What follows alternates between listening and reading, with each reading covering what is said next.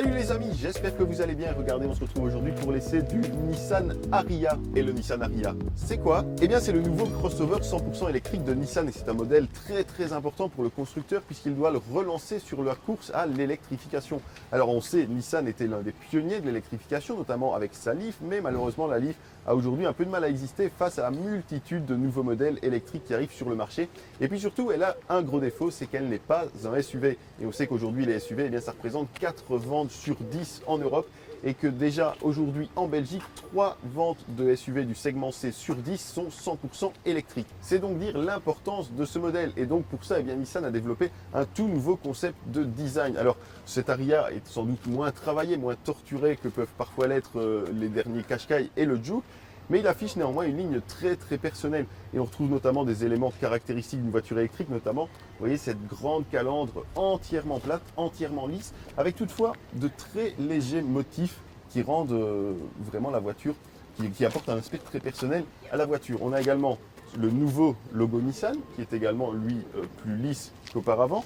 Et puis on a cette grande signature lumineuse avec, vous voyez, des LED qui partent vraiment de la pointe ici et qui redescendent jusqu'en bas de la calandre, et qui apporte là encore beaucoup de personnalité à la voiture. Et puis surtout, si vous me suivez sur le côté, on voit ce travail qui a été fait ici pour l'aérodynamisme, puisqu'on a ce pavillon qui est vraiment d'une seule pièce, donc depuis le montant A jusqu'à l'arrière, et ça c'est bien entendu pour favoriser le flux d'air et pour optimiser l'autonomie.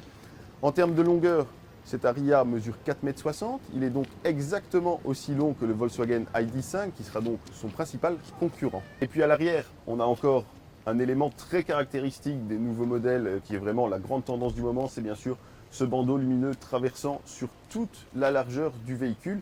Et là encore, la ligne est beaucoup plus lisse, plus pure que sur certains modèles Nissan, puisque vous voyez, on a ces grandes surfaces très lisses, finalement peu travaillées, mais qui apportent vraiment une personnalité très distinctive au modèle.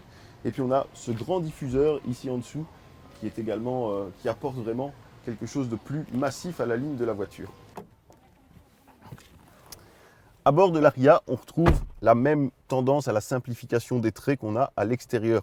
Regardez, le tableau de bord est vraiment très épuré. C'est d'ailleurs l'un des plus épurés du marché puisqu'on n'a même plus ici de pied central. On a vraiment un meuble de bord très aérien tout en horizontalité avec des commandes vraiment réduites au minimum puisqu'on a juste les commandes de clim.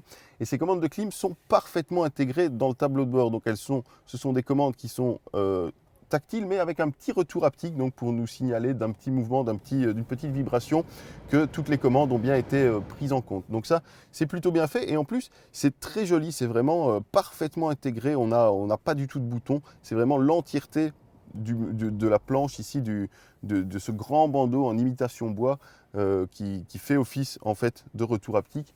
Donc c'est vraiment très réussi. D'ailleurs, l'ensemble de l'habitacle est vraiment très bien construit et renvoie une impression en fait très premium puisqu'on a, donc comme je disais, ce bandeau ici en plastique imitation bois qu'on retrouve également sur cette grosse console centrale. On a du cuir nappa sur les sièges, on a un petit peu d'alcantara ici sur les contreportes, mais également sur le meuble de bord. Donc on a un vrai sentiment premium quand on est installé, et en fait l'habitacle se montre très agréable. Il y a également quelques astuces, puisque comme ça de prime abord on peut se dire oui mais c'est bien joli mais il n'y a pas de rangement, et en fait il y a plusieurs rangements qui sont en fait cachés, notamment ici.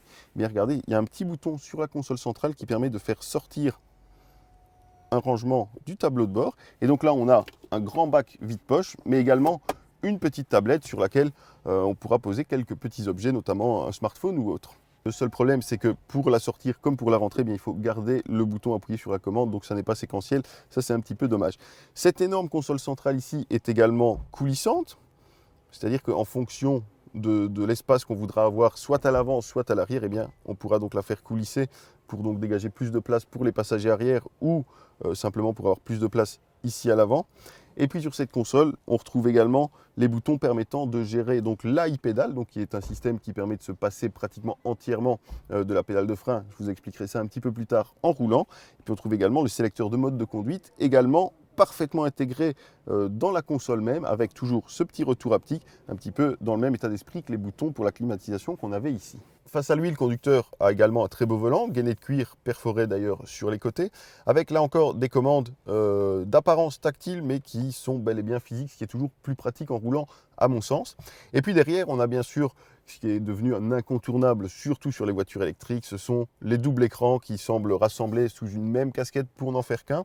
Alors ce sont des écrans qui ont une très belle définition, tant pour le multimédia que pour l'instrumentation. Pour l'instrumentation, on aura un affichage qui sera pour le coup réellement personnalisable. On pourra donc afficher vraiment ce qu'on souhaite y voir, que ce soit le multimédia, que ce soit les aides à la conduite, que ce soit l'ordinateur de bord bien entendu, et puis également la navigation. Navigation qui peut d'ailleurs être répétée bien sûr sur l'écran central, mais également dans l'afficheur tête haute. Et puis surtout, c'est une navigation qui n'est pas fournie directement par Google, mais qui est assistée par Google, notamment dans la recherche de points d'intérêt. Donc ça, c'est toujours pratique puisque ça évite d'avoir à chercher les adresses de tous les endroits où on souhaite aller. Il suffit d'entrer le nom de l'endroit et puis le système va le trouver tout de suite. Et puis ça permet d'avoir toujours une liste bien à jour. Et l'autre intérêt de ce système de navigation, c'est que si on rentre une destination trop éloignée pour l'autonomie de la voiture, eh bien, le système va calculer automatiquement les arrêts de charge pour optimiser en fait, les temps d'arrêt et pour être sûr de pouvoir arriver à destination. Un peu comme le fait Tesla, même si ici eh bien, le système se base forcément sur d'autres réseaux, puisque Nissan ne dispose pas de son propre réseau de charge. Donc ça se basera bien sûr sur des stations de charge rapide, un petit peu comme Ionity, comme Fastned. En fait, le système est réalisé en coopération avec Plugsurfing, donc vous aurez normalement accès à toutes les bornes disponibles chez Plugsurfing. Ce système multimédia est également très complet, il est assez intuitif et assez rapide. En plus, on a un bel écran qui se montre très réactif, donc il est plutôt agréable à l'usage. Et puis, on peut même le commander vocalement, puisqu'on dispose du système Amazon Alexa, donc pour avoir des commandes vocales, pour demander des informations, etc. Mais je ne peux pas vous le montrer là tout de suite, puisque notre essai se déroule en Suède et que malheureusement, Alexa n'est pas encore supporté. Les places arrière sont également très accueillantes, comme vous le voyez. Là, le siège est réglé, donc comme pour moi, avec mon 1,80 m. Et vous voyez, j'ai vraiment beaucoup de place ici au niveau des genoux. Donc ça permet vraiment d'avoir beaucoup d'espace à l'arrière. Même si, en contrepartie, eh bien, il y a très peu d'espace en dessous du siège pour glisser ses pieds. Donc on perd quelque part un petit peu d'espace puisqu'on ne sait pas vraiment étendre ses jambes. C'est un petit bémol, ce ne sera rien de bien grave. En tout cas, on pourra vraiment envisager de voyager longtemps aux places arrière, même pour des adultes. Donc ça, c'est plutôt bien. Et surtout, on n'a pas du tout de tunnel de transmission ici. On a vraiment un plancher entièrement plat d'un bout à l'autre de la voiture, ce qui veut dire que même le passager assis au milieu ne sera pas lésé par rapport aux autres à ce niveau-là. Par contre, bien sûr, la place centrale sera un peu plus inconfortable puisque non seulement elle est plus ferme, moins bien dessinée, et donc ce sera plutôt une place d'appoint pour des courts trajets, pour des enfants, etc. En termes d'équipement, on a également à l'arrière des sièges chauffants, ce qui est toujours agréable. On a ici un petit accoudoir avec des porte-boissons. Et puis en termes de modularité, eh bien, on a une banquette qui se replie en deux parties et qui permet de libérer un plancher entièrement plat, ce qui est quand même plutôt rare sur une voiture électrique. Le coffre est également plutôt généreux. Il affiche un volume de 468 litres sur notre version d'essai à 2 roues motrices, mais la version 4 roues motrices n'aura plus que 415 litres, puisque là où il y a ici un compartiment sous le plancher de coffre, eh bien, sur la version 4 roues motrices, ce sera réservé pour le second moteur. Vous le voyez que ce coffre est également très pratique puisqu'il a un seuil de chargement entièrement plat, en tout cas lorsqu'on place le plancher dans cette position. Et puis ce plancher est également segmentable et ça permet notamment de compartimenter l'espace en plusieurs niveaux, en plusieurs espaces, en plusieurs petits espaces. Ça permet notamment, comme dans notre cas présent, eh bien, d'éviter que les valises ne bougent pendant le transport, ce qui sera toujours très pratique. Techniquement, cette Ariya repose sur la plateforme CMF qui est donc dédiée à l'électrification dans le cas présent et elle sera proposée avec 3 niveaux de puissance. On aura donc 160 kW, 178 kW pour les versions à moteur unique et puis jusqu'à 225 kW pour la version à double motorisation. Et dans ce cas-là, il y aura donc un moteur placé à l'avant, le second placé sur l'essieu arrière et ça permettra également d'apporter la transmission intégrale, une transmission intégrale e-force où donc eh bien, toute la répartition pourra se faire indépendamment sur chacune des roues. Nissan offrira également le choix entre 2 batteries, une batterie de 63 kW et une batterie de 87 kW. La batterie de 63 kW sera uniquement proposée en 2 roues motrices sur la version la plus modeste et promet jusqu'à 403 km d'autonomie. La batterie la plus grosse sera proposée donc sur les 2 niveaux de puissance les plus élevés avec des autonomies de 533 km pour la version à 2 roues motrices et de 500 km pour la version à 4 roues motrices. Nous aujourd'hui on essaye la version la plus modeste, donc avec la petite batterie, 63 kWh, 160 kW et on va voir tout de suite ce que ça vaut sur la route.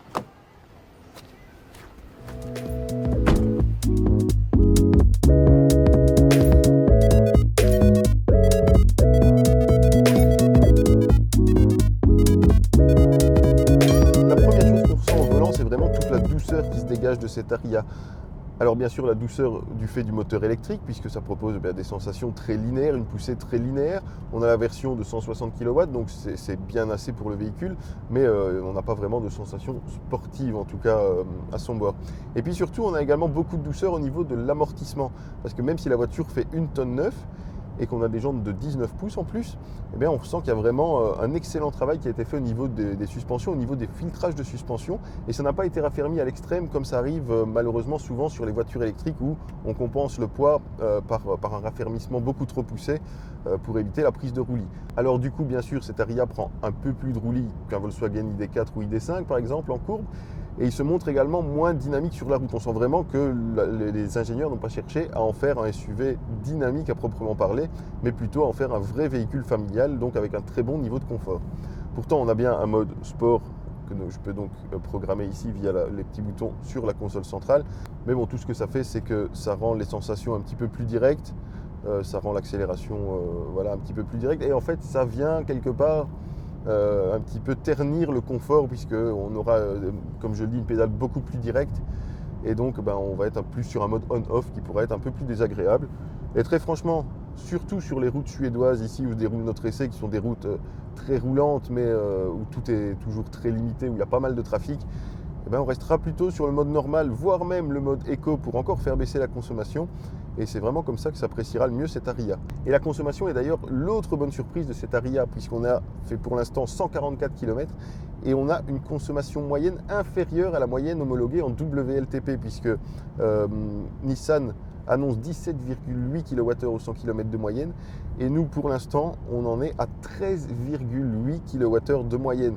Donc on a vraiment une énorme différence, on a 4 kWh au 100 km de différence par rapport à la norme WLTP, donc c'est absolument énorme. Et du coup, l'autonomie WLTP qui est annoncée sur cette version à 400 km, on l'a complètement dépassée, puisqu'ici on a fait donc, comme je disais, 144 km et il nous reste encore 310 km, donc on a plus de 450 km d'autonomie réelle sur ce modèle.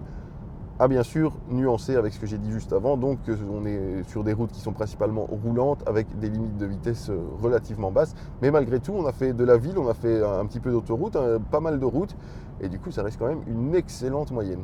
Cette excellente moyenne est également permise par les différents modes de régénération. Par contre c'est un peu brouillon, je vais dire, les modes de régénération, puisqu'on a donc le mode D qui va être le mode le plus roulant où on n'a pratiquement pas du tout de régénération, donc c'est vraiment pour laisser la voiture en roue libre et ainsi essayer d'optimiser l'autonomie. On a ensuite un mode B, donc sur la boîte, donc il faut simplement tirer le petit levier ici qui sert de boîte de vitesse pour passer sur le mode B. Et puis après ça, on a encore en plus un mode e-pédale. Ce mode e-pédale est donc identique à celui qu'on connaît déjà dans la Leaf, ça permet donc de se passer pratiquement entièrement de la pédale de frein, sauf qu'ici, il ne va pas jusqu'à l'arrêt complet. Ça veut dire que, comme ici dans le trafic ou en ville, il faudra quand même appuyer sur la pédale de frein pour vraiment marquer l'arrêt. Du coup, ce mode e-pédale et le mode B font un petit peu double emploi, c'est-à-dire qu'ils sont complémentaires quelque part, puisque le e-pédale aura une régénération beaucoup plus marquée encore que le mode B, mais c'est vrai que c'est un peu compliqué à comprendre. Et puis surtout, ça demande des manipulations différentes, puisqu'on a le levier de vitesse pour passer du mode B au mode D, et puis un bouton spécifique pour le e-pédale, donc il faudra apprendre à jongler avec tout ça. Et puis les ingénieurs nous ont annoncé aussi avoir particulièrement travaillé l'insonorisation à bord, c'est quand même très important dans un véhicule électrique, et c'est vrai qu'à ce niveau-là, cette Ariya est vraiment l'un des tout meilleurs qu'on a pu essayer. On n'a aucun bruit aérodynamique, forcément aucun bruit de moteur bien entendu, et même les bruits de roulement sont très très bien compensés, et ça c'est notamment parce qu'on a du double vitrage sur la voiture, et donc ça permet vraiment d'isoler les passagers du monde extérieur, de voyager dans un petit cocon, et c'est très agréable. Et là encore, ça rejoint vraiment le caractère, l'orientation confortable du véhicule dont je vous parlais un petit peu plus tôt.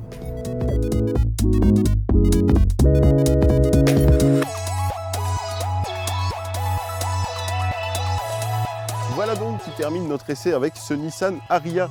Reste à vous parler du prix et de la commercialisation en Belgique. Donc la voiture est disponible dès à présent à la commande au prix de 50 100 € pour la version d'entrée de gamme telle que nous avons essayé aujourd'hui, c'est-à-dire avec la petite batterie donc de 63 kW.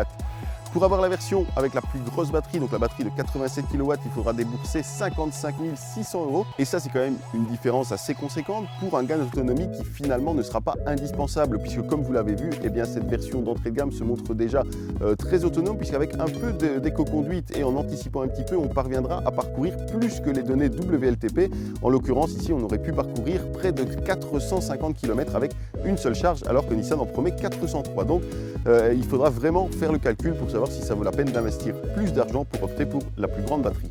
Merci à tous d'avoir regardé cette vidéo. N'hésitez pas à liker, à commenter, à partager comme d'habitude. N'oubliez pas de vous abonner aux réseaux sociaux d'Autotrends pour ne rien rater de tous nos essais et pour avoir des images exclusives en backstage de tous nos tournages. Et puis quant à moi, eh bien, je vous dis à la semaine prochaine pour un nouvel essai. Salut!